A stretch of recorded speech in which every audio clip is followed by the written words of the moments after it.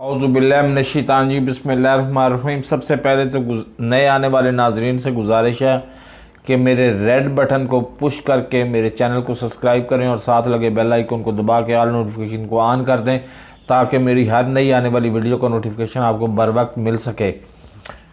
तो आज मैं आपको वो गुर की बात बताने वाला हूँ। अगर आप ये ज़िंदगी में मलूज़े ख़ातर रखेंगे तो यकीन माने आप कभी नाकाम नहीं होंगे।